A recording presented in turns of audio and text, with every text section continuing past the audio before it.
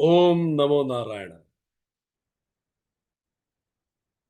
United global peace foundation, United consciousness, project self की तरफ से आप सभी को नववर्ष की हार्दिक शुभकामनाएं। गुड़ी पड़वा की बहुत बहुत शुभकामनाएं आप सभी को। हम लोग रामचरितमानस सीरीज का अध्ययन कर रहे हैं और आज 19वां सेशन। आज का सेशन इस मायने में भी बहुत महत्वपूर्ण है कि आज नववर्ष है और हमें खुशी है कि हम लोग नववर्ष के दिन भगवान के नाम के साथ शुरुआत कर रहे हैं। जैसा आप सभी जानते हैं कि दुनिया भर में जहां भी इस सनातन की समझ रखने वाले लोग हैं, वो सभी आज के दिन को बहुत जोश से और बहुत प्रेम से मनाते हैं। गुड़ी शब्द मराठी शब्द है जिसका अर्थ ध्वजा होता है, पताका। और ये जनरली आपने लोगों के घरों के बाहर लगी हुई देखी होगी। इसमें नीम की पत्तियां होती हैं और रेशमी कपड़ा होता है। एक लंबे से बांस के ऊपर आम के पत्ते, हल्दी, कुमकुम के ऊपर एक कलश लगा के इसको एक प्रतीक के रूप में लगाया जाता है। और पड़वा का अर्थ है पहला दिन। सो ये आज पहला दिन है नववर्ष का। ये जो बांस का डंडा है, ये प्रतीक है कि हम अपने जीवन में ऊपर उठे, अपनी रीढ़ की हड्डी को मजबूत करें। रीढ़ की हड्डी धर्म का प्रतीक है, स्ट्रेट होनी चाहिए, धर्म दंड की तरह। रीढ़ की हड्डी सुषुम्ना नाड़ी का प्रतीक है। ये प्रतीक है कुंडलिनी जागरण का भी। तो जो बांस है वो हमारी, जिस पे ध्वजा फहराई जाती है। और ध्वजा प्रतीक है विश्वास का, विजय का। ये घोषणा है। ध्वजा अंदर नहीं रखी जाती, बाहर सबके सामने फहराई जाती है। ये जीत की घोषणा है। जीते हम किससे? तो ये जो कपड़ा है उसके ऊपर, ये जो रेशमी कपड़ा है, ये जनरली या तो येलो या फिर भगवा रंग का, भगवा, लाल, येलो, अलग अलग प्रांतों में अलग अलग तरीके, पर यही मूल रूप से कई जगह हरा भी होता है। तो ये भगवा रंग इस बात का प्रतीक होता है कि मैंने मेरे अंदर की जितनी भी षट रिपु थे उन्हें अग्नि में जला दिया। इसीलिए जब अग्नि प्रज्वलित होती है तो भगवा रंग होता है। तो अपने षट रिपु को जलाकर मैंने अपने अंदर की शुद्धि करी और अपने अंतर पे विजय पाई। इसीलिए गुड़ी पड़वा का वो जो ध्वज है वो भगवा रंग का होता है। इसके अतिरिक्त उसमें नीम के पत्ते होते हैं। अब चूंकि ये शुरुआत है एक नए सीजन की, वसंत शुरुआत हो गई है, तो अब जब मौसम बदलता है तो कई बार तबीयत भी खराब होती है, तो उसमें नीम के पत्ते रखे जाते हैं कि आप नीम के पत्ते खाएं ताकि आप स्वस्थ रहें, किसी भी प्रकार की नकारात्मक ऊर्जा ना आए। इसीलिए आम के पत्ते भी वहां रखे। ठीक। आम श्री का प्रतीक है, सौंदर्य का प्रतीक है, शुभ का प्रतीक है। और नीम रोगों का नाशक है। तो स्वास्थ्य मिले, शुद्धि हो, नकारात्मक ऊर्जाओं से हम दूर रहें, ऐसे वर्ष की हमारी शुरुआत। और इसमें गुड़ भी डाला जाता है। आजकल चीनी भी डालने लगे हैं। तो ये जीवन में संतुलन का प्रतीक है। जीवन में नीम जैसी कई बार कड़वाहट भी होती है और कई बार गुड़ जैसी मिठास भी होती है। यही जीवन है। इसमें फूलों की माला भी पिरोई जाती है। फूलों की माला प्रकृति का प्रतीक है कि हम इसी प्रकृति के बीच में रहते हैं और इसी प्रकृति से प्रेरणा लेके हमें प्रकृति के परे जाना होता है। इसके ऊपर तांबे का या कई बार चांदी का कलश, कई लोग सोने का भी लगाते हैं। आजकल सोना थोड़ा महंगा हो गया है, तांबे का भी लगाया जा सकता है। यह प्रतीक है देवी लक्ष्मी का, कि श्री समृद्धि का आगमन का प्रतीक है। तो हम में स्वास्थ्य हो, श्रीवर्धन हो, यशवर्धन हो, सौंदर्यवर्धन हो, प्रकृति की सुरक्षा हो, धर्म ध्वज हम उठा के चलें, इसकी सार्वजनिक घोषणा साल के पहले दिन की जानी चाहिए।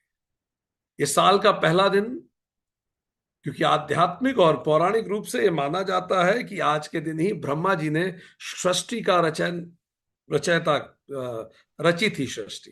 तो आज पहला दिन है। इसी दिन राम जी ने बाली का वध किया और किष्किंधा का राजा बनाया था सुग्रीव को। तो ये एक तरह से राम राज्य का पहला प्रतीक है। किष्किंधा सुग्रीव राम जी के नाम से राज्य करने लगा था। और इसी समय जब वो पहुंचे थे तो उन्होंने नवरात्रि का व्रत किया था रावण पे अटैक करने से पहले। इसीलिए नवरात्रि भी इस समय से शुरुआत है। लोग नवरात्रि करते हैं, शक्ति की उपासना करते हैं, अपने अंदर की जो शक्ति है उसको प्रज्वलित करने के लिए। और जब राम जी वापस लौटे थे अयोध्या रावण को हराने के बाद, उस समय भी अयोध्या वासियों ने इसी प्रकार के ध्वजा से उनका स्वागत किया कि आपका स्वागत है, आप लक्ष्मी राज्य की वापस लेके आ रहे हैं। और इसी दिन भगवान राम का राज्याभिषेक भी हुआ था अयोध्या में। इसलिए राम राज्य की शुरुआत यहीं से होती है। मराठा महाराष्ट्र में इसको बड़ा माना जाता है। यह मराठा स्वराज का प्रतीक भी है। शिवाजी महाराज के समय से बड़ा इसको जोर शरोश से स्वराज का प्रतीक, अपनी रीढ़ की हड्डी, जो उस समय जो भी धर्म विरुद्ध आचरण करे उसके विरुद्ध अपनी रीढ़ की हड्डी सीधी करके युद्ध करने का प्रेरणा देता था। आज के दिन ही पांडवों का वनवास खत्म हुआ था, लौटे थे वो। किसानों के लिए भी बड़ा महत्वपूर्ण है। रबी जैसे गेहूं, चना, सरसों, इसकी कटाई होती है, पैसा आता है घर में। जब फसल कटती है, फसल बिकती है, तो भगवान को हम धन्यवाद देते हैं। ये एक तरह से सोचिए कि किसानों का जो जीवन है, जो फसलों से जुड़ा रहता है, साल में 2 बार एक साथ एक मुश्त पैसा आता है। तो कितनी समृद्धि आती होगी इस जमाने में, इस समय। ऋतुराज वसंत के आते ही जीवन सुंदर होता चला जाता है। तो इसीलिए ये नववर्ष भी है। लोग बही खाते भी लिखते हैं कि यहां से अब ये जो पैसा आया अब इसका खर्चा शुरू करेंगे। तो कई लोग बही खाते लिखते हैं। इस तरह से बड़ा भारतीय परिप्रेक्ष्य में बड़ा इसका महत्व है।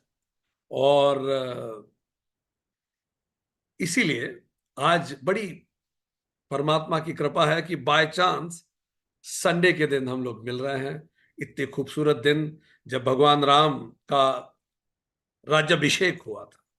राम का अभिषेक होने का तात्पर्य यह है अंदर की प्रसन्नता का अभिषेक होना।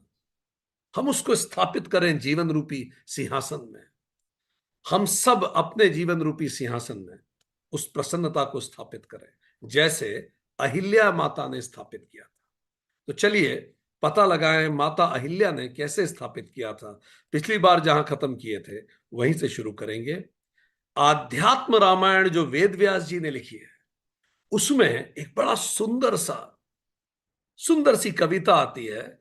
जब अहिल्या मां का उद्धार होता है तो अहिल्या माता राम जी की स्तुति में कुछ गाती है। उसको श्री राम स्तोत्र कहते हैं। वो कुछ इस प्रकार है। उसका हिंदी हम आपके सामने ला रहे हैं, आपके सामने स्क्रीन पे। हे जगत पिता, मैं कृतज्ञ हूं। हे जगत के पिता, मैं कृतज्ञ हूं कि आपने अपने चरणों की धूल से मुझे स्पर्श किया, जो ब्रह्मा और शिव आदि देवताओं द्वारा भी प्राप्त करने के लिए मुश्किल होती है, और जिसे प्राप्त न करने के कारण सभी लोग विषाद युक्त रहते हैं। राम का स्पर्श का मतलब मोक्ष का स्पर्श। आपकी लीलाएं अनंत हैं, विलक्षण हैं हे राम। आप मानव रूप में प्रकट होकर संसार को अपनी ओर आकर्षित करते हैं और जगत को यह विश्वास दिला देते हैं कि आप ये मानवीय देह में ही आप हैं, यही आप हैं। आप ऐसी लीलाएं करते हैं कि लोग आपको मनुष्य समझते हैं। ये कौन कह रही हैं? अहिल्या जी कह रही हैं। आप निरंतर विचरण करते हैं, जबकि आपके पास कोई चरण नहीं। याद कीजिए उपनिषद, ब्रह्म चलता है बिना पैरों के। आप पूर्ण आनंद स्वरूप हैं और सर्वत्र व्याप्त हैं, पर फिर भी लोगों को आप ये एहसास कराते हैं कि आप उस शरीर के अंदर ही हैं। ये आपकी अद्भुत लीला है। मैं कैसे वर्णन करूं वो पुण्य कर्म जो इतने सारे जन्मों से संचित हुए। लोग भगवान के पास जाते हैं, भगवान मेरे पास आए। लोगों को भगवान अदृश्य दिखते हैं और मैं अदृश्य रही और आपने मुझे देख लिया, जिनके कारण से मैं मानव रूप में आपको साक्षात देख पा रही हूं। आपके चरणों की धूल से गंगा निर्मल होती है, जो सबके सबके पापों को हरती है। आप ही तो ब्रह्मा और शंकर को भी पवित्र करते हैं। मैं प्रतिदिन आपकी आराधना करती रहती हूं प्रभु राम, जिन्हें राम कहा जाता है, जो महान विष्णु हैं, जो मानव रूप में अवतार हैं, जिनका स्वरूप सुंदर है, जिनके करकमलों में धनुष शोभित है, जिनकी नेत्रों की शोभा कमल के समान है। मैं और किसकी उपासना करूं? मैं सदा प्रभु रामचंद्र की प्रार्थना करती, जिनके चरणों की धूल को तो स्वयं वेद खोजते हैं, जिनकी नाभि से उत्पन्न हुए ब्रह्मा जो कमल पर विराजमान है, और जिनके नाम को हमेशा शिव जी ध्यान में ध्यानित करते हैं। मैं उस प्रभु की शरण में जाती हूं, जिसकी अवतार की कथा ब्रह्मा की भूमि में गाई जाती है। इतने अवतार लिए आपने पहले, जिसकी कथाएं ब्रह्मा शिव नारद आदि गाते हैं, और जिसे सरस्वती देवी भी भाव विभोर होकर गाती है, जिनके हर्षालु हर्ष अश्रुओं से उनका वक्षस्थल भी गीला हो जाता है। इतना हर्ष होता है जब हम भगवान को उनके मूल स्वरूप में विचार करते हैं। अहिल्या जी पूरे मन से भगवान को धन्यवाद दे रही है। हे राम, आप ही परमेश्वर हैं, आप आदि देव हैं, जो स्वयं प्रभा से प्रकाशित है। ब्रह्म स्वयं प्रकाशित होता है, कोई वासना उसे लेके नहीं आती। आप आदि पुरुष हैं, अनंत हैं। उनका रूप अपनी शक्ति से संपूर्ण सृष्टि को मोहित कर देता है। वे ही आप हैं जो सदा सर्वदा सब पर कृपा बरसाते हैं। क्या वे ही कारण नहीं है? वो कह रही है राम को, क्या आप ही कारण नहीं है सृष्टि के पालन के और संहार के? वो बिल्कुल निर्गुण ब्रह्म को देख पा रही है राम में। क्या आप ही ब्रह्मा नहीं है हे राम? क्या आप ही शिव नहीं है? क्या आप ही विष्णु नहीं है? जब आप सृजन करते हैं तो आप ही ब्रह्मा होते हैं, जब आप पालन करते हैं तो आप ही विष्णु होते हैं, जब आप संहार करते हैं तो आप ही शिव होते हैं। जो माया के कारण अलग अलग दिखते हैं, ब्रह्मा विष्णु महेश, पर स्वतः सिद्ध पूर्ण और आत्मस्वरूप वो एक ही है।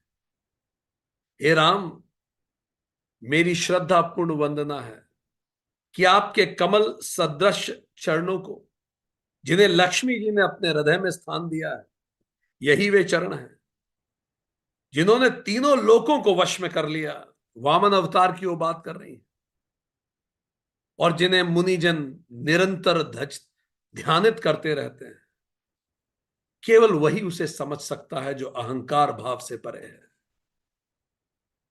हे राम, आप ही सृष्टि के आदि है, आप ही इस ब्रह्मांड का आधार है। आप एक एकमात्र आदि पुरुष हैं, जो समस्त देवों को, समस्त जीवों को अपने तेज से प्रकाशित करते हैं। सब कुछ उस ब्रह्म से प्रकाशित है। आप ही ओम अक्षर का सार है। आप ही तो ओमकार है। आप ही पर ब्रह्म है। आप ही पुरुष हैं। आप ही शब्द हैं। आप ही उसके अर्थ हैं। और आप ही शब्दातीत हैं, जिसको शब्दों से भी नहीं समझाया जा सकता। आप समस्त विश्व में व्याप्त है। आप ही कर्म है राम। आप ही उस कर्म को करने का कारण है और आप ही करता है। आप ही तो करते हैं। भिन्न भिन्न परिणामों से आपकी ही तो लीला दिखती है चारों तरफ, पर आप एक ही हैं और अनेक रूप में आप प्रकाशित होते हैं। अपनी माया द्वारा ओढ़े गए आवरण के कारण ज्ञानी जन भी आपको ढंग से नहीं समझ पाते। उनको भी ये लगता है कि ये जो महानतम परमेश्वर है, जिन्होंने अपनी दिव्यता को माया से छुपा लिया है, वो एक केवल सामान्य मानव है। आप ऐसे सामान्य मानव बन के आते हैं कि कई बार ज्ञानी भी नहीं समझ पाते कि आप स्वयं पर ब्रह्म हैं। आप आकाश की भांति भीतर भी हैं और बाहर भी। आप स्वच्छ हैं, स्थिर हैं और शाश्वत हैं। आप निर्मल हैं, ज्ञान स्वरूप हैं और परिवर्तन रहित हैं। परिवर्तन मैटर में होता है। आप परिवर्तन रहित हैं। हे राम, मैं एक मूढ़ हूं, मैं अज्ञानी स्त्री हूं। आपके वास्तविक स्वरूप को मैं कैसे जान सकती। इसलिए मन को आपके चरणों में स्थिर करके बारंबार आपको नमन करती हूं। हे प्रभु, मैं जहां कहीं भी रहूं, सदैव आपके कमल जैसे चरणों में मेरी अटूट श्रद्धा बनी रहे। बस यही मेरी प्रार्थना है। नमन है पुरुषों के अधिपति को। नमन है उस पुरुष को जो अपने भक्तों के परम प्रिय हैं। नमन है उस ईश्वर को जो इंद्रियों को वश में रखते हैं। नमन है भगवान स्वयं नारायण को। मैं उस भगवान श्री राम को नमन करती हूं जो जन्म और मृत्यु के दुखों को नाश करने वाले हैं, जो एकमात्र अद्वितीय, कोई दूसरा नहीं, वही पुरुष है, जिनका तेज करोड़ों सूर्यों के समान है, जिनके हाथों में धनुष बाण सुशोभित हैं, जिनकी कांति वर्षा मेघ के समान श्यामल है। वो ऐसी करुणा बरसाते हैं जैसे मेघ बरसाते हैं, जो सुवर्ण वर्णी रेशमी वस्त्र धारण करते हैं, सोने जैसे वस्त्र धारण करते हैं, जो रत्न जड़ित कुंडल पहनते हैं, जिनकी आंखें कमल के समान हैं और जो अपने भ्राता के साथ प्रकट होते हैं। इस प्रकार उस परम पुरुष की स्तुति करके, जो वास्तव में श्री राम ही है, अहिल्या ने उनकी परिक्रमा की, उन्हें साष्टांग प्रणाम किया। जो भी इस राम स्तुति को श्रद्धा से पढ़ेगा, जो अहिल्या मां द्वारा रचित है, वो समस्त पापों से मुक्त हो जाएगा और स्वयं पर ब्रह्म की स्थिति प्राप्त करेगा। ओम नमो नारायण। ये स्तुति माता अहिल्या ने श्री राम के द्वारा उनके उद्धार करने पे की। बहुत सुंदर ये राम को उनके वास्तविक स्वरूप में स्थापित करती है, याद दिलाती है हमें कि राम कौन है। चलिए अब कुछ पल के लिए भूलते भी हैं कि राम कौन है और चलते हैं उस कहानी की तरफ जहां वो अपने भाई के साथ, अपने गुरु के साथ, जैसा जैसा गुरु कह रहे हैं वैसा वैसा। देखिए वो कहाँ है। अभी अहिल्या उद्धार के बाद वो कहाँ जाने की योजना बना रहे हैं। राम जी के पास तो कोई योजना ही नहीं। जो इस सारी सृष्टि का यूनिवर्सल इंटेलिजेंस है, वो बिना योजना गुरु के पीछे पीछे चले जा रहे हैं। यही अवतार स्वरूप राम। अब योजना बनाई विश्वामित्र जी ने, और विश्वामित्र जी ने ऐसा रास्ता चुना जो रास्ते में श्री राम का कल्याण छुपा था, राम जी के अवतार का कल्याण छुपा था। और वो रास्ता जाता था जनकपुर से होता हुआ। श्री राम जी को कहा उन्होंने, विश्वामित्र, जब याद कीजिए इस बारे में हिंट हल्का सा वशिष्ठ जी ने भी दिया था दशरथ जी को कि इन्हें जाने दो, इनके जीवन का रास्ता वहीं से गुजरेगा। और रास्ता वही चुना विश्वामित्र। जनकपुर क्या वैभव का रास्ता। तो वो जनकपुर के रास्ते पे चल दिए। विश्वामित्र और इस विश्व के नायक श्री राम और लक्ष्मण चल पड़े जनकपुरी की ओर। दोहा 211 से 213 तक इसी का उल्लेख आता है। पुर रम्यता राम जब देखी, हर्षे अनुज समेत विशेषी। बापी कूप सरित सर नाना, सलिल सुधा मम सुधा सम मणि सुपाना। श्री राम जी ने जब जनकपुर की शोभा देखी, जब उन्होंने सुन जब उन्होंने उस सुंदर राज्य को देखा, जनकपुर की शोभा देखी, तब वे छोटे भाई लक्ष्मण सहित बड़े प्रसन्न हुए। और जनकपुर कैसा था? खूब सारी बावलियां बनी हुई थी, बावड़ियां थी बहुत सारी, कुएं थे, नदी थे, तालाब थे, अमृत के समान साफ जल था, और मड़ियों की तरह सीढ़ियां बनी हुई थी। हे प्रभु, इस देश में पुनः ऐसी बावड़ियां बने, कुएं, नदी और तालाब बने, जिसका जल तत्काल पीने योग्य हो, शुद्ध जल हो अमृत के समान, जैसा इस जमीन में पहले हुआ करता था। सारी नदियां हमारी फिर से साफ हो, यमुना नदी साफ हो, गंगा नदी स्वच्छ हो, इसकी हम कामना करते हैं।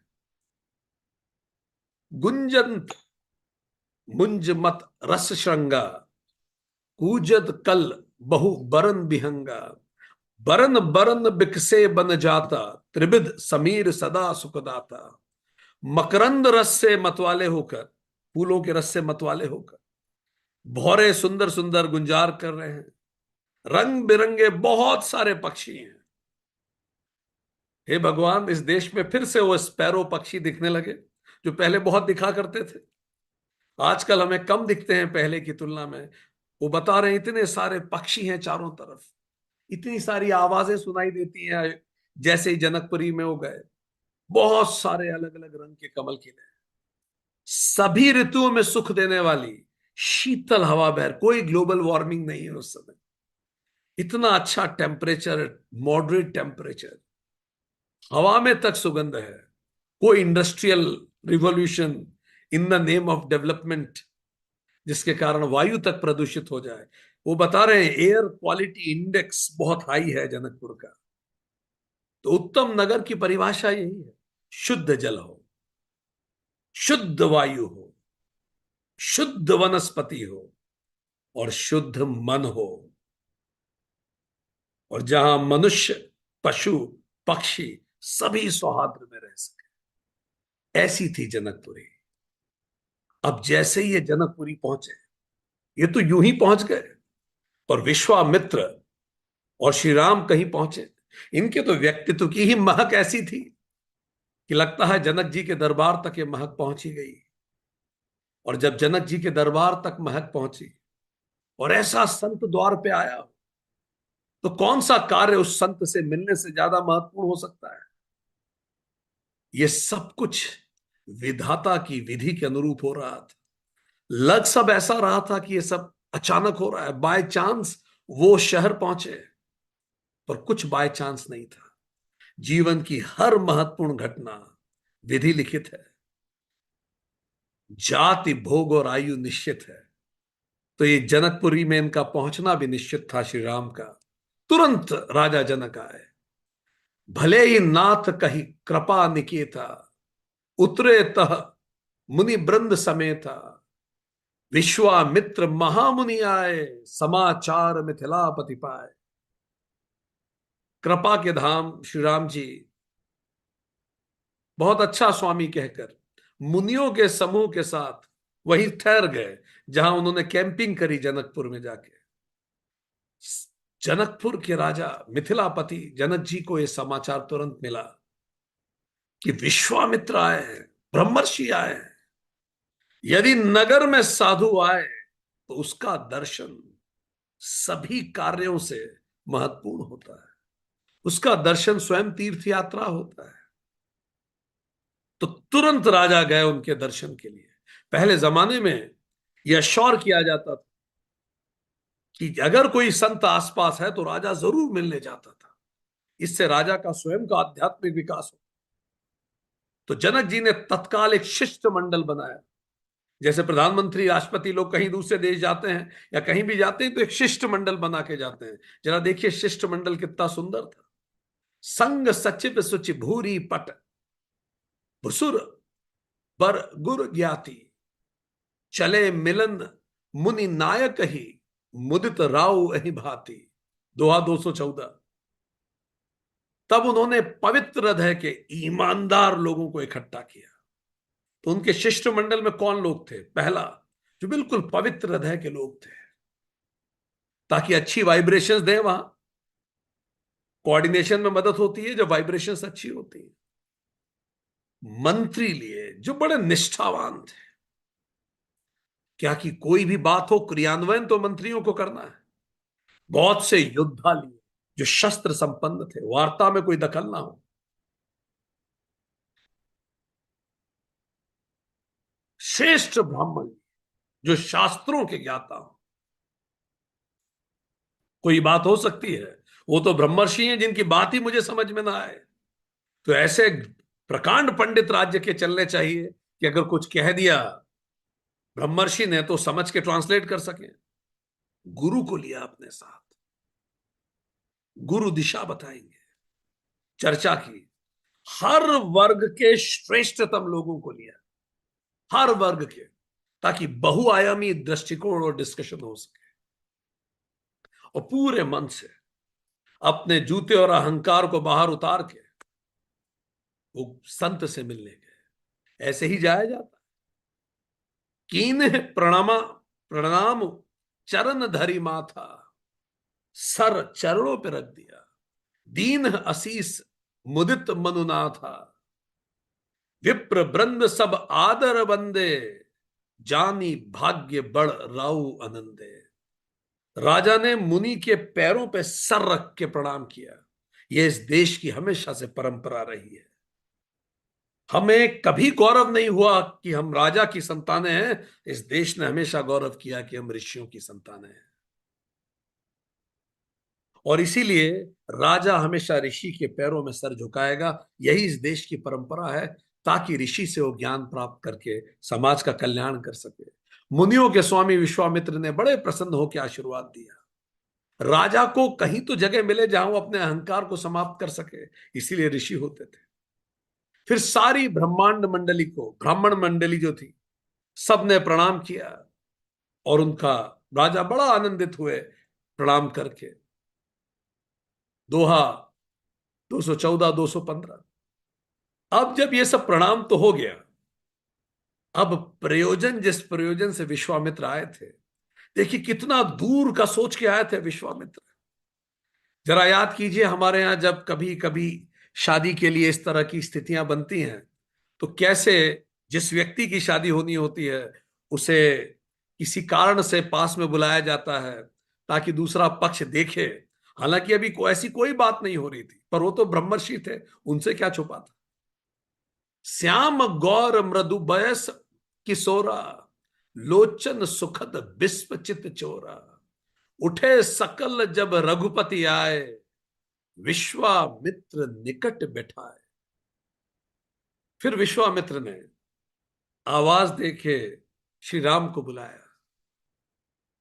सुकुमार किशोर अवस्था वाले श्याम और गौर वर्ण के गोरे लक्ष्मण जी और श्याम वर्ण के राम जी, उनको देख के ही आंखों को सुख हो जाता था।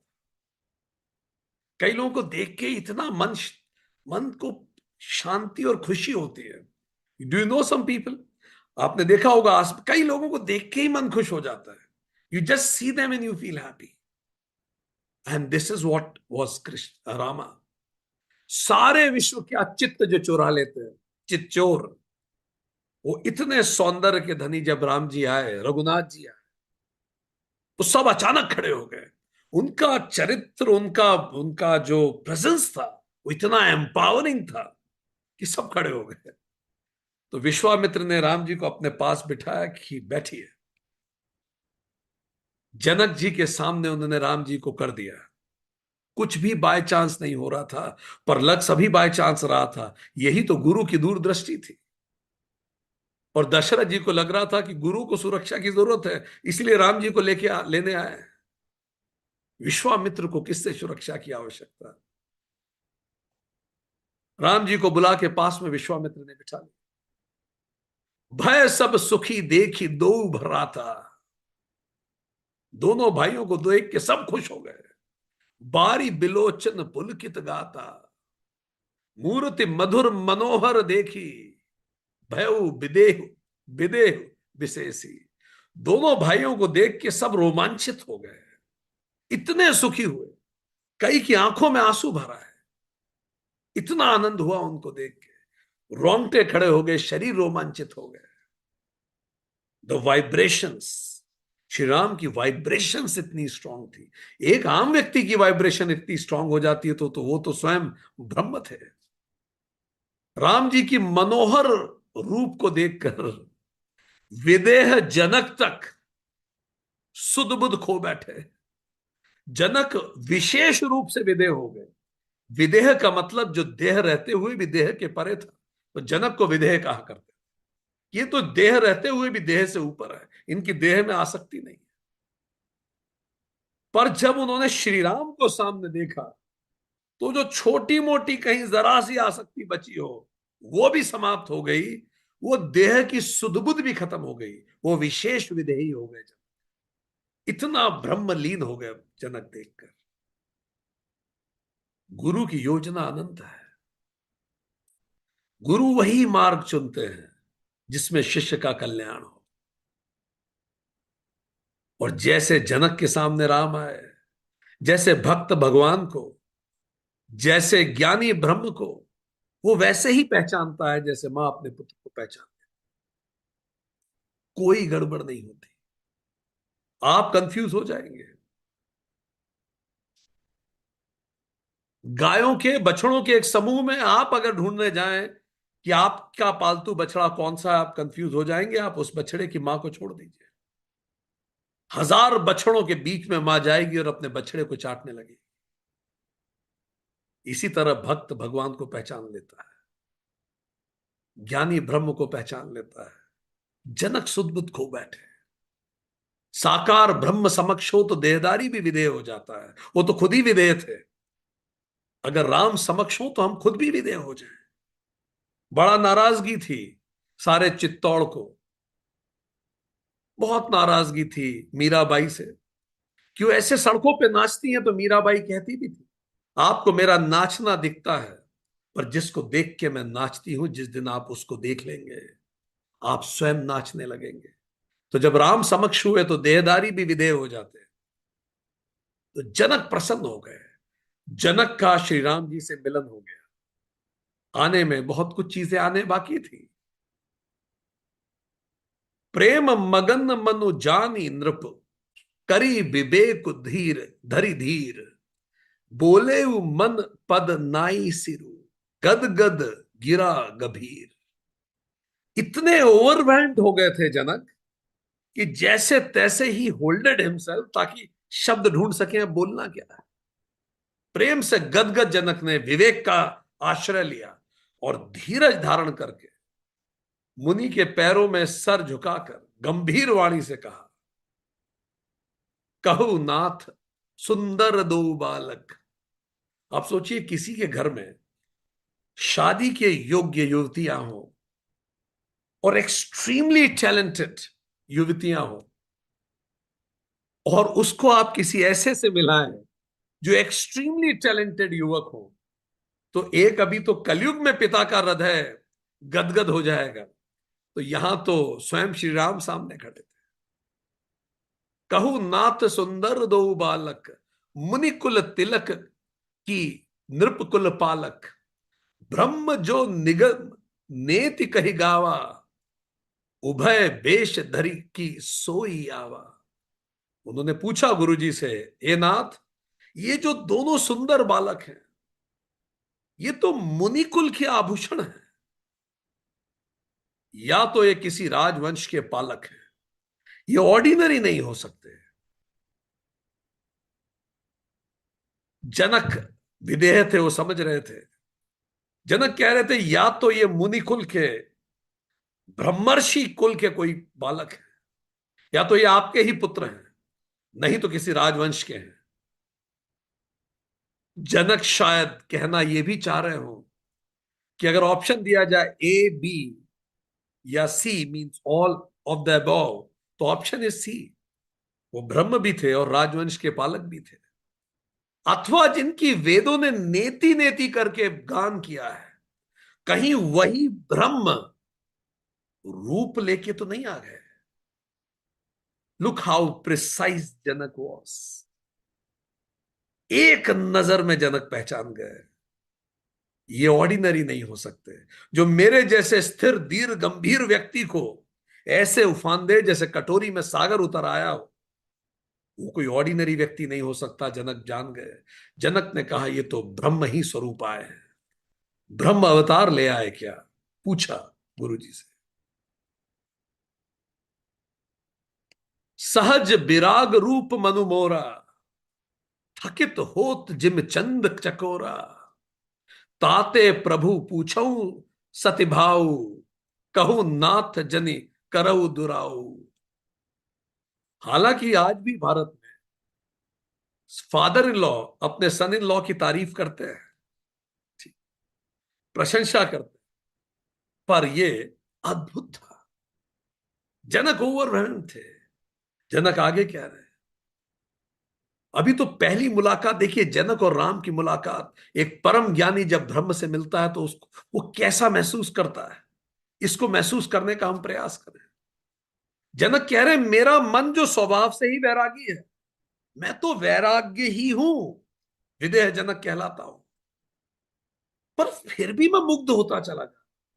पहली मुलाकात में किसी से इस कदर अटैचमेंट, ऐसा राग, जैसे चंद्रमा को देख के चकोर पक्षी होता है, मुंह खुला रह जाता है, एक टक देखता रहता है। इसीलिए मैं बिल्कुल निश्चल भाव से पूछता हूं, मुझे बताइए कौन है जिससे मेरी नजर नहीं हट रही। इस कदर आकर्षण मेरे मन में हो गया, वैराग्य मेरा खत्म हो गया इसी पल। जनक सही कह रहे हैं, परमात्मा से अनुराग ही तो जगत से वैराग्य है। उनको परमात्मा से अनुराग था। इन्हीं बिलोकत अति अनुरागा, बरबस ब्रह्म सुख ही मन त्यागा। कह मुनि बेहसी कहे नृपनिका, बचन तुम्हार न होई अली का। इनको देखते ही अत्यंत प्रेम से वश होकर मेरे मन ने जबरदस्ती ब्रह्म सुख को भी त्याग दिया है। मुझे ऐसा लग रहा है मुझे ब्रह्म ही मिल गए, मुझे और कुछ नहीं चाहिए। मैंने ये सोचा था कि ब्रह्म सुख के अलावा मैं और किसी सुख की कामना नहीं करूंगा, पर इनको देख के तो मेरा मन अब ब्रह्म सुख को भी मैंने त्याग दिया।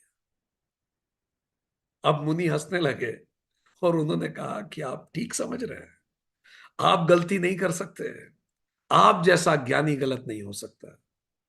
कितना सुंदर पल रहा होगा जब जनक जैसा ज्ञानी ब्रह्म स्वरूप राम से मिले होंगे। चार तरह के कॉम्बिनेशन है जगत और जगदीश्वर के। कुछ लोग ऐसे होते हैं जिनको ना जगत दिखता है ना जगदीश्वर दिखता है, उनको ईश्वर में तो विश्वास होता ही नहीं है, और उन्हें जगत में भी विश्वास नहीं होता। उनको लगता है दुनिया में सब कुछ खराब है, कोई सेंस नहीं है, इट इज यूजलेस। ये लोग खुद भी तनाव में रहते हैं, दूसरों को भी तनाव देखते हैं। पर कुछ ऐसे होते हैं जिन्हें जगत तो दिखता है पर जगदीश्वर नहीं दिखता। चारवाक, उन्हें जगत दिखेगा, ये जगत सत्य है, उधार लेके घी पी लो, मजे करो, ऐश करो, लाइफ जिंदगी ना मिलेगी दोबारा। पर उन्हें जगदीश्वर नहीं दिखता, कोई ग्रेटर कॉज नहीं दिखता, बस यही कॉज है, खाओ पियो और ऐश करो।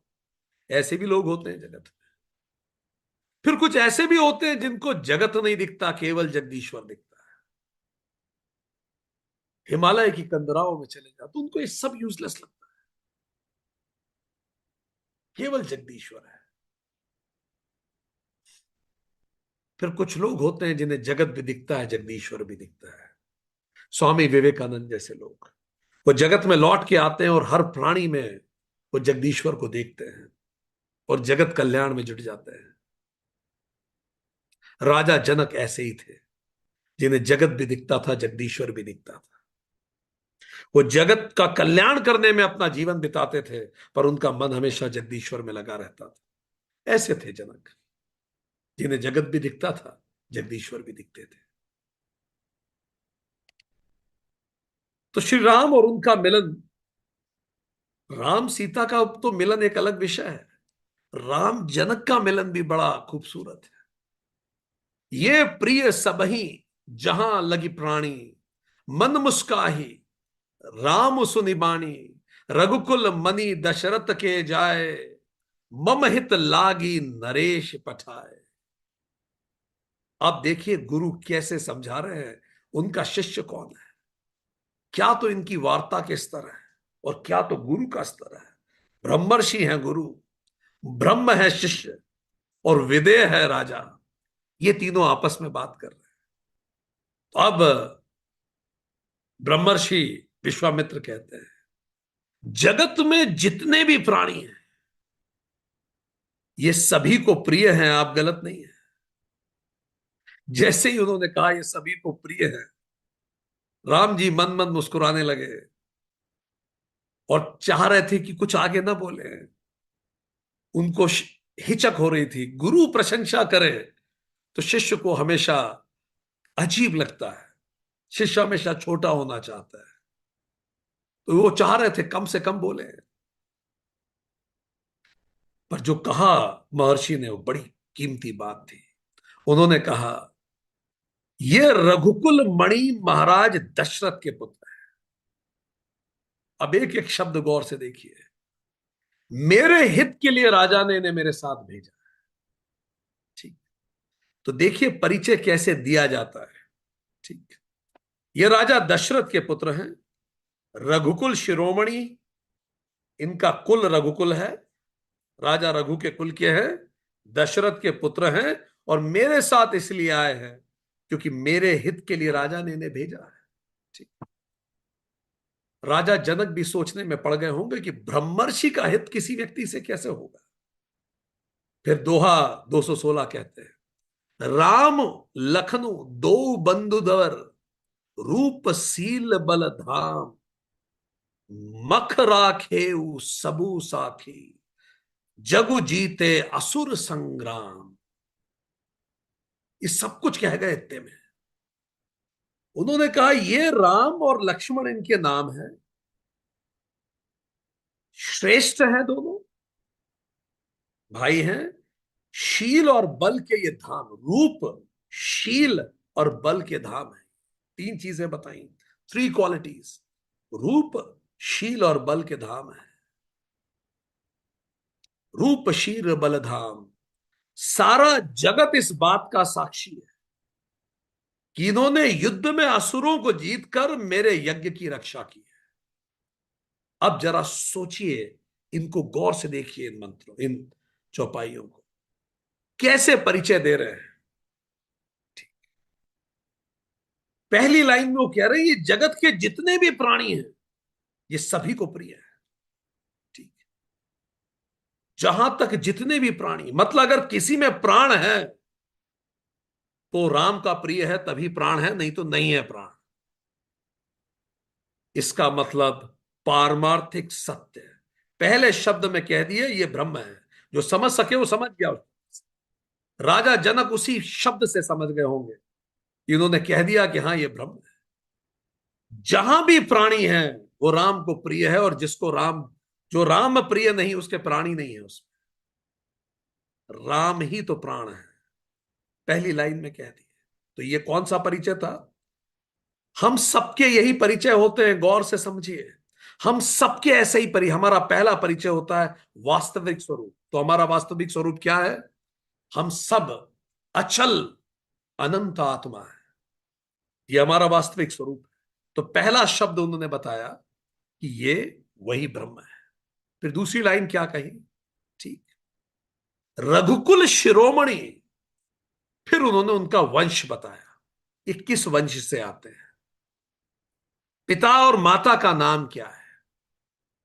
यह कौन सा सत्य हो गया। जिन्होंने वेदांत सीरीज अटेंड की है, जो प्रागीय ऐतिहासिक काल से इस सेशन को अटेंड करते आ रहे हैं, वो जानेंगे इसको व्यवहारिक सत्य कहते हैं, ट्रांजैक्शनल रियलिटी। ये भी सत्य है। इस धरती पे जब ये आए तो ये इस लीनेज से आए हैं। रघुकुल इनका लीनेज है, पिता माता दशरथ और कौशल्या है। यह है व्यवहारिक सत्य। तो ये तो उन्होंने उनका जीपीएस लोकेशन बताई। अब वो उन पे आए। अब किसी को भी अगर हम व्यक्ति को चुनते हैं अपनी बेटी की शादी के लिए, तो क्या क्या चीजें देखी जानी चाहिए। कितनी सुंदर तरीके से वो समझा रहे हैं। कह रहे हैं रूप का धाम है। चेहरा मोहरा ये जेनेटिकली ट्रांसफर होता है। How do you look goes genetically transferred. तो कह रहे हैं इनका जो रूप है, ठीक, ये रूप के धाम है। गुड टू लुक एट, देख के सुहाना लगता है। दूसरा, शील के धाम है। शील मतलब चरित्र और व्यवहार। तो दूसरा चीज हमें व्यक्ति में क्या देखना चाहिए। एक तो चीज फिजिकल फिटनेस होनी चाहिए। वो बता रहे हैं विश्वामित्र जी उन सभी को, अगर आप में से किसी के घर में मैरिज का कुछ बातें चल रही हैं आपस में, तो आप कौन कौन सी क्वालिटी किसी में देखें, वो विश्वामित्र ऑलरेडी बता दे रहे हैं जनक में। पहले देख लीजिए शारीरिक रूप से स्वस्थ है कि नहीं व्यक्ति, क्योंकि स्वस्थ होना तो बहुत जरूरी है। तो उन्होंने कहा ये रूप इनका, ये रूप के धाम है। दूसरा, उसका व्यवहार बहुत अच्छा होना चाहिए व्यक्ति, क्योंकि जीते तो आप व्यवहार के साथ। हमने सुना था बहुत पहले कहीं, इसलिए पहले जमाने में व्यवहार को बहुत महत्व देते थे। तो दूसरी क्वालिटी व्यवहार अच्छा होना चाहिए। ठीक, शील, चरित्र और व्यवहार, high in character and very good in behaviour. Vishwamitra authenticise कर रहे हैं। I sign over it, I take oath of it, मैं गारंटी देता हूं।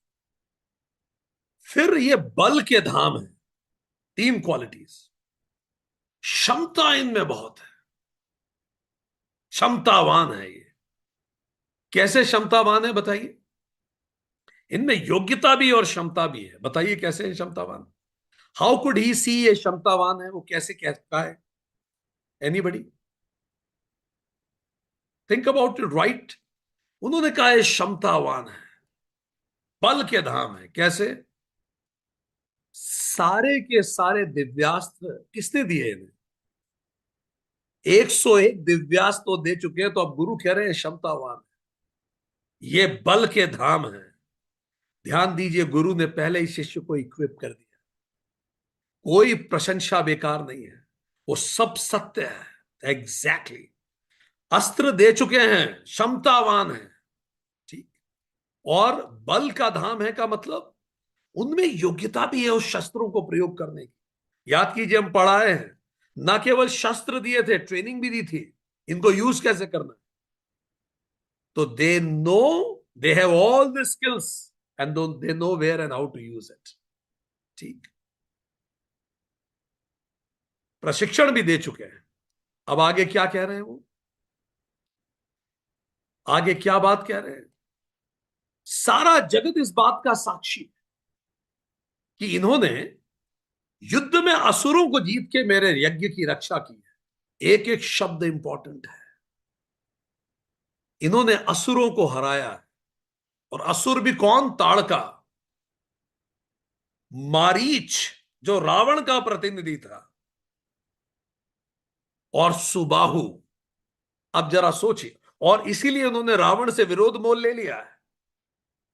ऐसी क्षमतावान व्यक्ति जो मारीच को परास्त कर दे, ताड़का का संहार कर दे, सुबाहु का संहार कर दे, रावण तक की चिंता न करे, ऐसे बलवान है, बल के धाम। चलिए हम आप सभी से पूछते हैं, अगर दशरथ जी राम जी को नहीं भेजते विश्वामित्र जी के साथ, तो क्या राम जी के रिज्यूमे में, बायोडेटा में ये सब चीजें जुड़ पाती, ये सब मेडल्स जुड़ पाते। देखिए गुरु कैसे कल्याण करते हैं। ठीक।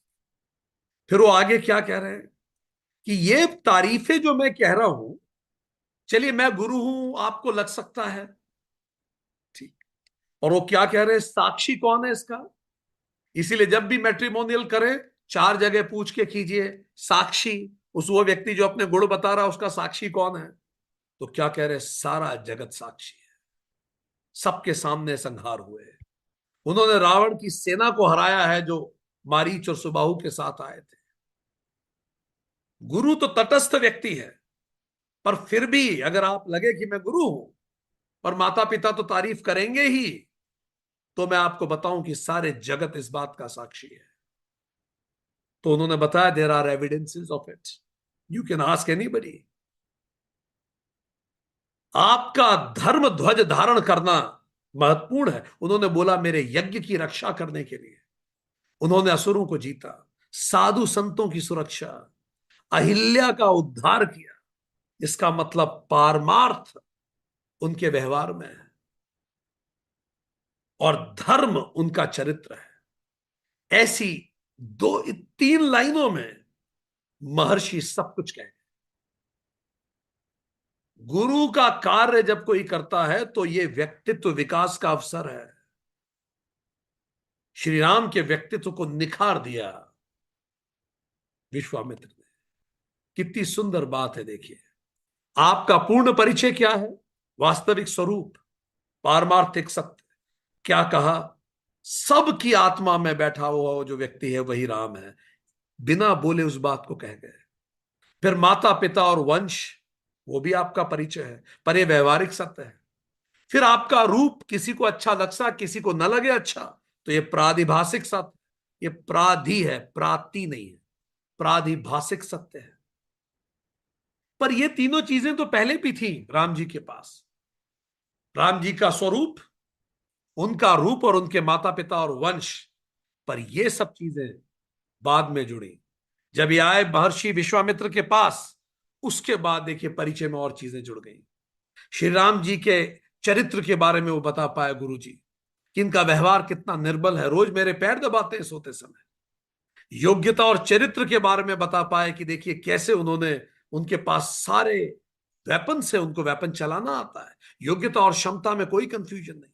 चरित्र, व्यवहार और योग्यता का प्रमाण सबके सामने उन्होंने सुबाहु, मारीच, ताड़का, इन सबको परास्त किया। आपका परमार्थ अहिल्या माता का उद्धार किया और सत्य के लिए यज्ञ की सुरक्षा की। इतनी सारी क्वालिटीज है श्री राम में। अब राम श्री राम थे, शक्ति संपन्न थे, और गुरु ने, ये जितना भी आपको ग्रीन में दिख रहा है वो सब गुरु की भेंट थी। गुरु ने निखार दिया उन सब चीजों को। ग्रीन में तात्पर्य चरित्र, व्यवहार, योग्यता, क्षमता, परमार्थ, योग्यता का प्रमाण और धर्म की तरफ आगे बढ़ने के लिए और प्रेरित किया।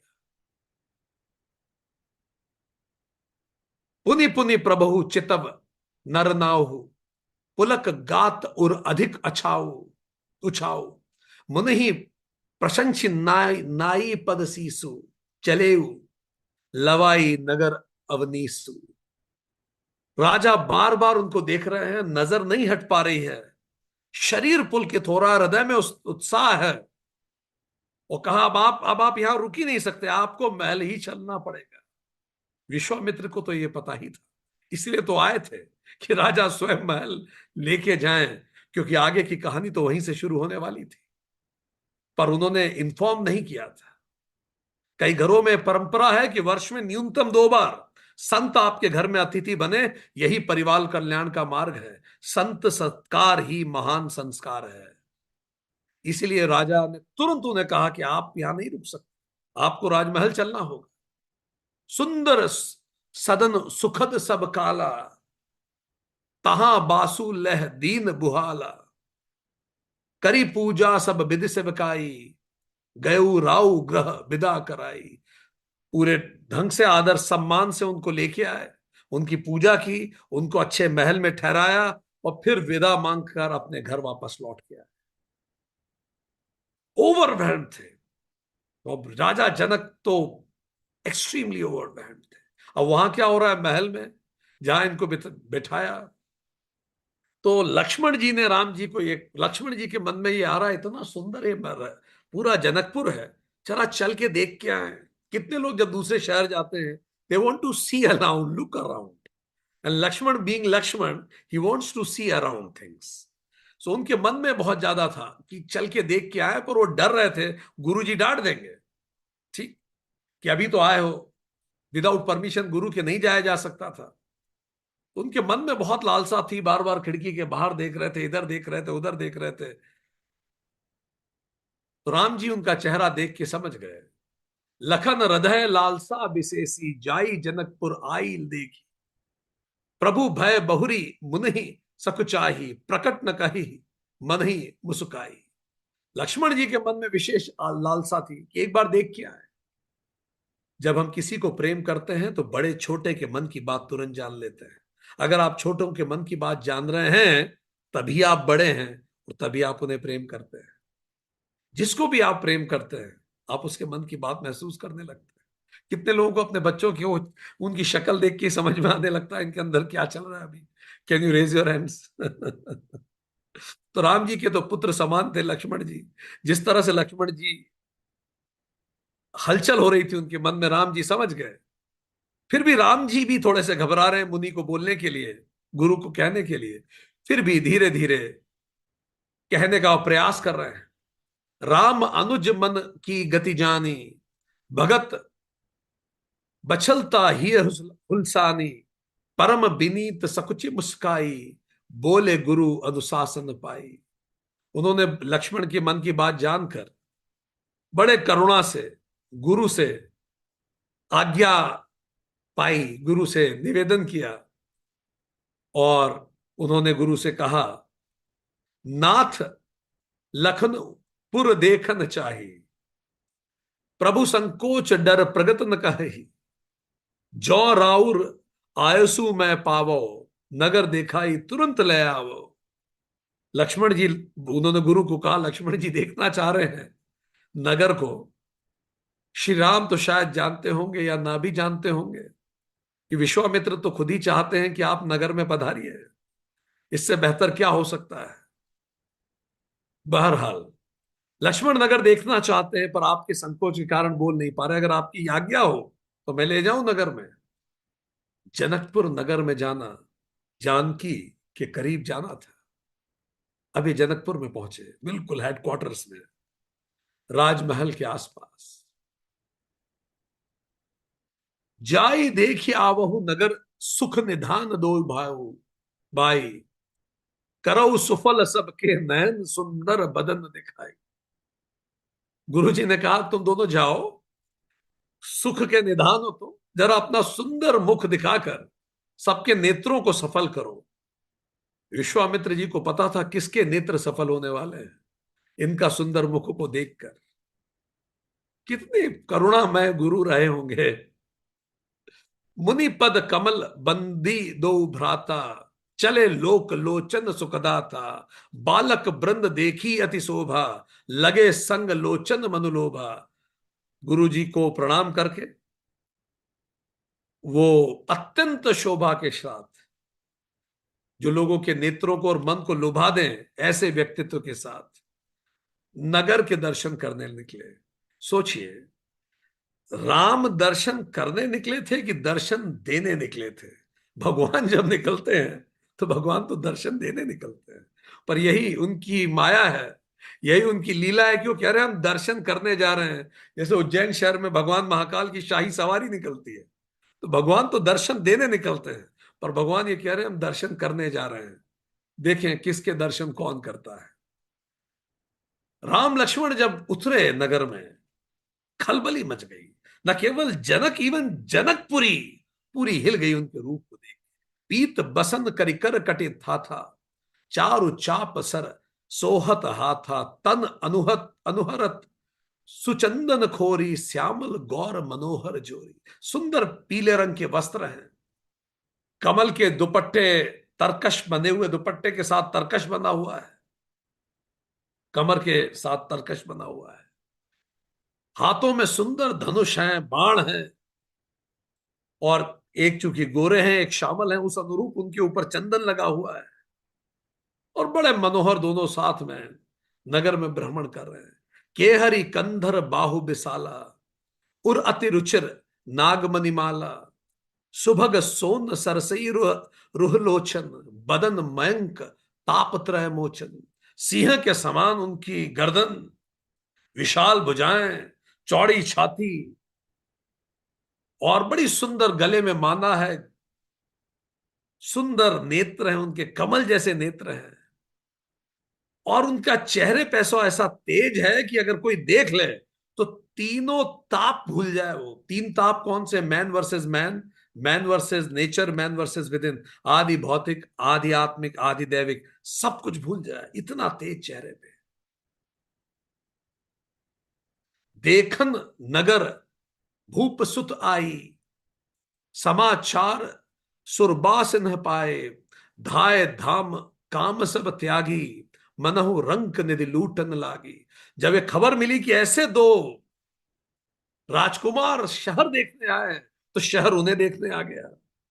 सब काम काज छोड़ के ऐसे दौड़े जैसे किसी दरिद्र को खजाना मिल गया।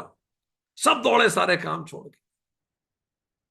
निरखी सहज सुंदर दो भाई, होई सुखी लोचन फल पाई, जुमति भवन जरोखन लागी, निरख ही राम रूप अनुरागी।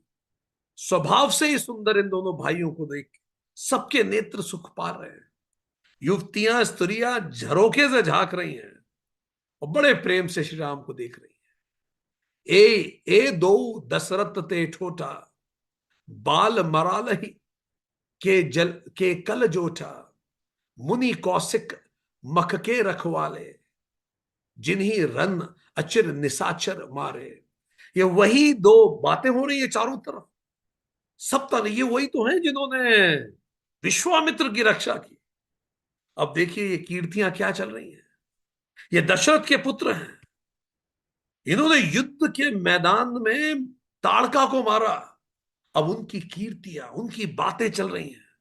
People are googling about him. कौन है ये? What are their achievements? Fine, everybody knows. और ये अचीवमेंट्स विश्वामित्र ने प्रोड्यूस करवाए। श्याम गात कल कंच बिलोचन, जो मारीच सुबुज मधु मोचन, कौसल्या सुत सो सुख खानी, नाम राम धन सायक पानी। ऐसा सुंदर शरीर, कमल जैसे नेत्र, मारीच और सुबाहु के मधु को चूर करने वाले, सुख के खान, हाथ में धनुष बाण लिए, ये कौशल्या के पुत्र राम है।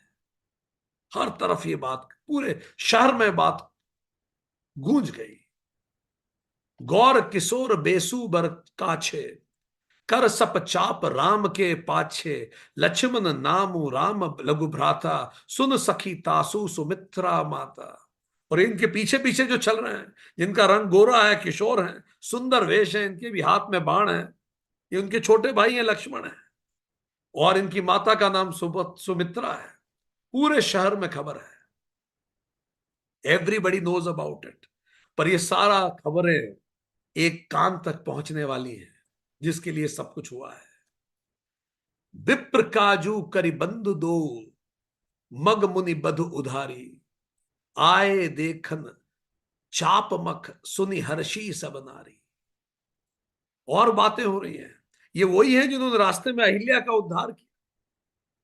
और अभी यहां एक धनुष यज्ञ होने वाला है अपने यहां, कौन जाने उसको देखने आए हो। एक धनुष यज्ञ होने वाला था वहां, तो सब बात कर रहे शायद इसलिए आए हो, क्या पता। परसी जासु पद पंकज धूरी, तरी अहल्या कृत अधभूरी, सो की रही बिनु शिव धनु तोरे, यह प्रतीत परिहरिह न भोरे। जिनके पैरों की धूल से अहिल्या तर गई, जिसने पाप भी किया था, क्या वो शिव धनुष नहीं तोड़ पाएंगे? ऐसा बिल्कुल नहीं सोचना चाहिए। ये जरूर शिव धनुष तोड़ेंगे, ऐसी बातें होने लगी। देखिए पहली बार शिव धनुष का उल्लेख आना चालू हुआ।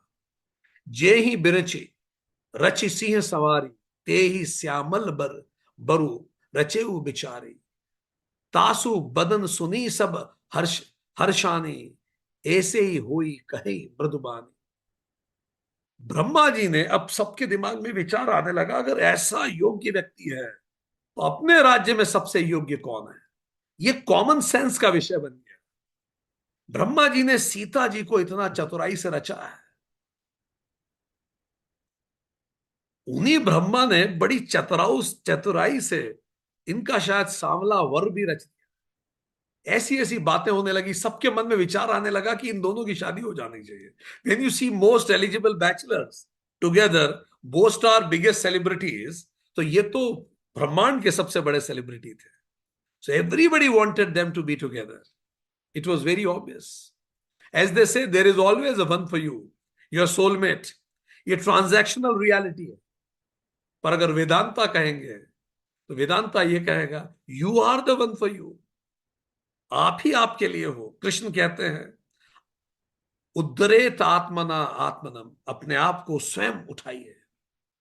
So yes, everybody was thinking about who can be the soulmate of Shri Rama. Let's see what happens. पूरब दिशि के दो भाई, जहां धनुमख हित भूमि बनाई, अति विस्तार चारु गजडारी, बिमल बेदिका रुचिर सवारी. दोनों भाई अब पूरब की तरफ गए, जहां धनुष यज्ञ के लिए तैयारियां हो रही थी.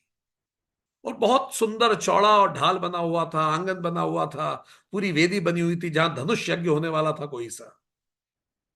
राम लक्ष्मण जी को इसके बारे में भी पता नहीं था कौन सा यज्ञ होने वाला, पर तैयारियां चल रही थी. राम देखा वही अनुजही रचना, कहीं मृदु मधुर मनोहर बचना, लब निमेष महु भुवन निकाया, रचई जानु अनुशासन माया. कोमल मधुर और मनोहर वचन कहते हुए लक्ष्मण जी ने कहा कि ये जरा यज्ञ भूमि की रचना देखिए, कितनी सुंदर है.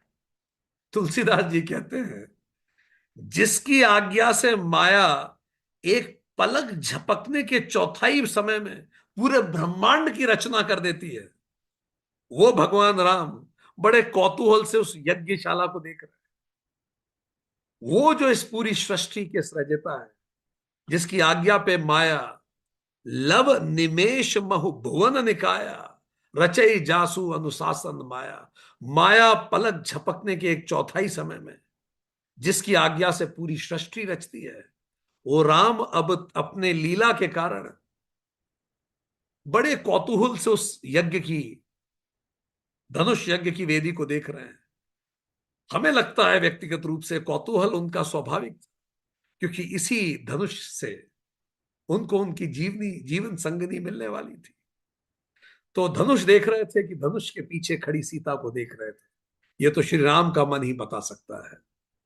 भगति देहेतु सोई दीन दयाला, चितवन चकित धनुष मखसाला, कौतुक देख चले गुरु पाही, जान बिलंबु त्रास मन माही. वहीं दीनों पर दया करने वाले भगवान धनुषशाला को चकित होकर देख, और ये सब देख के अपने गुरु के पास चले गए कि लेट ना हो गए. इतना ध्यान उनको है कि गुरु जी को बोला था जल्दी आएंगे. तुरंत वापस चले गए. जासु त्रास डर कहूं डर होई, भजन प्रभाव देखावत सोई, कहीं बातें मृदु मधुर सुहाई, किए विदा बालक बरी आई. कितना सुंदर तुलसीदास जी ने लिखा है. जिससे डर को भी डर लगता है, वो भी डर रहे हैं गुरु से. इसी को लीला कहते हैं. जिससे भय भी कांपने लगता है, ऐसा प्रभु अपने गुरु के भय का दिखावा करते हैं. यही उनकी लीला है. उन्होंने कोमल मधुर और सुंदर बातें कहकर तुरंत वहां से वो विदा हुए. सभय सप्रेम बिनित अति सकुच, सहित दो पाई भाई, गुरु पद पंकज नाई, सिर बैठे आयुष पाई. और फिर बड़े भय से, प्रेम और विनय से गुरु जी के पास आके बैठे. समय पे वापस आ गए, गुरु जी को प्रणाम किया. दोहा 225 शब्द. अभी नगर भ्रमण समाप्त हो गया. नगर वो देखने गए थे या नगर को खुद को दिखाने गए थे, उन्होंने दर्शन किए या दर्शन दिए, ये तो हम लोगों का मन जानता है. दोहा 225 226 जब वो गुरु के पास गए, तेई दो बंधु प्रेम जनु जीते, गुरु पद कमल पलोटट प्रीते, बार बार मुनि आज्ञा दी नहीं, रघुबर जाई सैन तब. अब वो फिर रात को गुरु के पैर दबाने लगे. ये परंपरा भारत में बड़ी सुंदर थी. वो गुरु के पैर दबा रहे हैं. और मुनि बार बार कह रहे हैं अब सो जाओ जाके, अब सो जाओ जाके, पर वो जाके सोने को तैयार नहीं। पर जब गुरु ने बार बार कहा तो श्री रघुनाथ जी उठ के चले गए। वो दोनों चले गए। अब जब दोनों गए तो और मजेदार बात हुई। अब जब वो गए दोनों, गुरु जी ने बोला अब जाके सो जाइए। जापत चरण लखुन उर आई लाए, सभय सप्रेम परम सचुपाए, पुनि पुनि प्रभु कह सोवहु ताता, पौड़े धरी और पद जल जाता। अब लक्ष्मण जी राम जी के पैर दबाने लगे। अभी तक राम जी गुरु जी के पैर दबा रहे थे, अब लक्ष्मण जी राम जी के पैर दबाने लगे, पूरे हृदय से पैर दबा रहे। अब राम जी कह रहे हैं तुम जाके सो जाओ भाई, पर वो भी जाने को तैयार नहीं है। और हृदय में ऐसा है कि उनके पैरों पर ही लौट जाओ, ऐसा सोच के वो पैर दबा रहे हैं। देखिए, फ्लो ऑफ लव हमेशा एल्डर से यंगर की तरफ जाना चाहिए। घरों में परंपरा होनी चाहिए, छोटे बड़ों के पैर छुएं। फ्लो ऑफ लव हमेशा बड़े से छोटे की ओर जाना चाहिए। एंड फ्लो ऑफ रेस्पेक्ट हमेशा छोटे से बड़े की ओर बहना चाहिए। Elders should learn to forgive, youngers should learn humility. इसीलिए यंगर्स पैर दबाते हैं ताकि उनमें ह्यूमिलिटी आए। और एल्डर्स की ड्यूटी है क्षमा, क्षमा बड़न को चाहिए। तो अगर हम बड़े हैं तो हम क्षमाशीलता रखें, और अगर हम छोटे हैं तो हमें ह्यूमिलिटी रखनी चाहिए। और इसी को फ्लो ऑफ लव कहते हैं। और यही भारत में हमेशा से रहा। जो व्यक्ति आपसे पहले इस दुनिया में आया है वो आपसे बड़ा है, वो कुछ भी हो, फ्लो ऑफ लव सेज आप उसके चरण स्पर्श करें, उनको प्रणाम करें, आप उन्हें वो आदर दें, वो आदर जो उसके अंदर का ब्रह्म डिजर्व करता है। आपके परिवार में जो आपसे पहले आए हैं वो आदर के पात्र है। Flow of love goes like this. हो सकता है उनमें कई कमियां हो सकता है उनमें योग्यता ना भी हो, पर उनके अंदर के ब्रह्म को मैं प्रणाम करता हूं, और ये प्रार्थना करता हूं कि वो अपने जीवन के लक्ष्य को प्राप्त करें।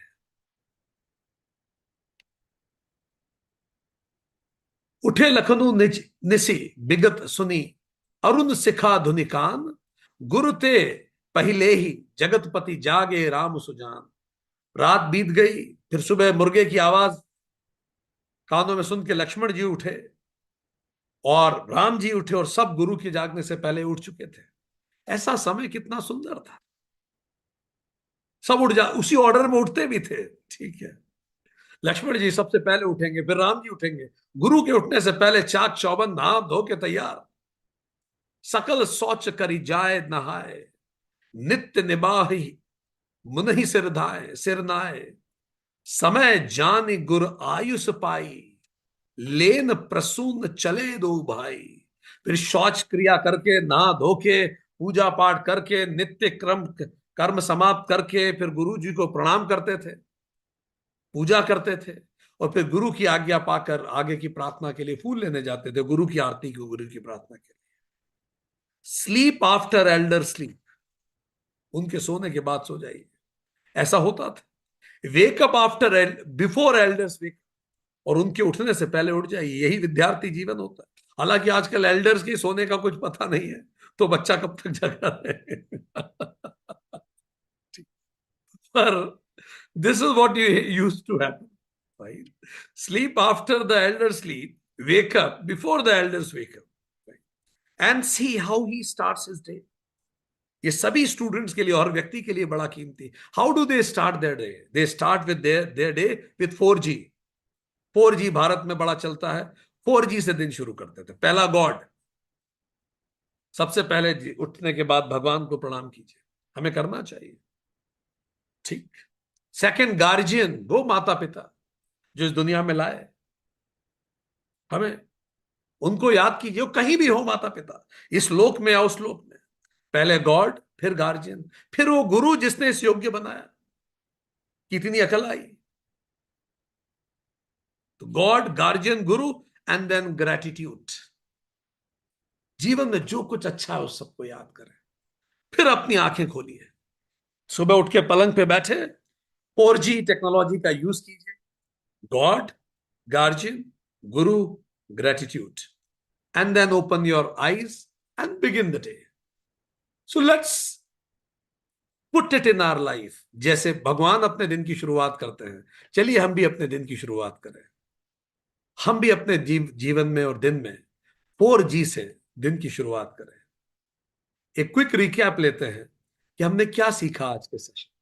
Lots of learning, I am sure आपने भी सीखी होंगी।